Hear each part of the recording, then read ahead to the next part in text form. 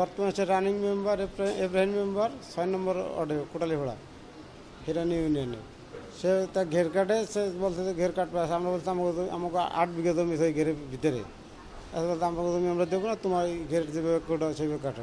বলছে কি তার 1 শতক জায়গা নেই, সে পরের জায়গায় ঘের কাটে। সকালবেলা রাত্রি আমরা আলোচনা শুনছি যে ওরা সকালবেলা আমাকে সাথে গন্ডগোল করবে। আমরা তো অত নেই, তারা গন্ডগোল করবো কিসের জন্য? আমাকে জমিতে যাই, আমরা মামলার দিকে যাবো, গ্যান্দামের দিকে আমরা যাবো না।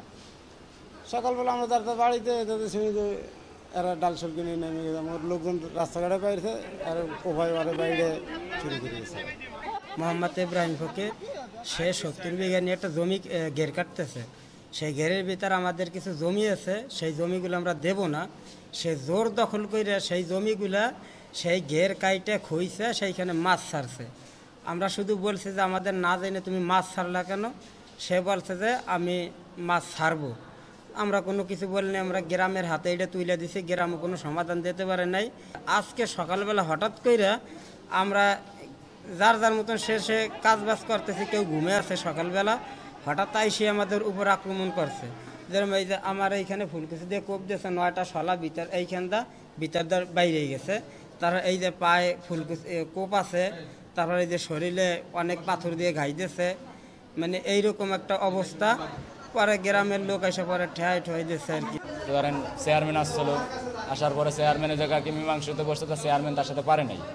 তিনি ধরেন চেয়ারম্যানও দাম দেয় না, গ্রামের কোনো 5 গ্রামের মুরব্বী আসলো, তাদের দাম টম দেয় না, সম্মান দেয় না, চলে গেছে। পরে আমাদের বলছে যে তোমাদের জায়গা, তোমরা যদি পারো তো বুঝো না। পরে আমরা সবাই নিলিবিলি রয়েছি। তিনি আমাকে আক্রমণ করছে, বাড়ি এসে ডাকছে, বাইরে এলে ধরেন কোপ দিয়েছে সবাই।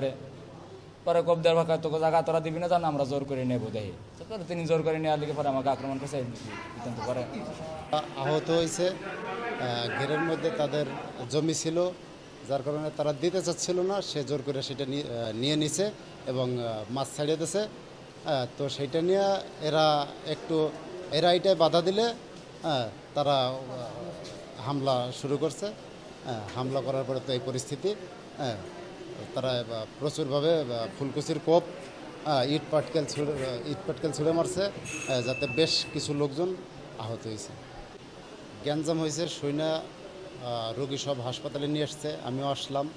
আসার পরে রোগী দেখলাম কারো ফুলকুচি মাথায় ঢুকে গেছে, কারো এই চোখের এখানে ঢুকছে।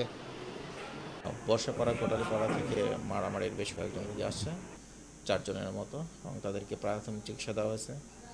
একজনের অবস্থা একটু গুরুতর, তাদের সামনে দাঁত দুটো নড়ে গেছে, আর বাদ-বাকি কন্ডিশন মোটামুটি স্টেবল আছে এবং তাদেরকে সবাই প্রত্যেককে চিকিৎসা করা হচ্ছে। পরবর্তী আপডেটের জন্য আসলে আমাদের ওয়েট করা সার্ভিস করাটাই।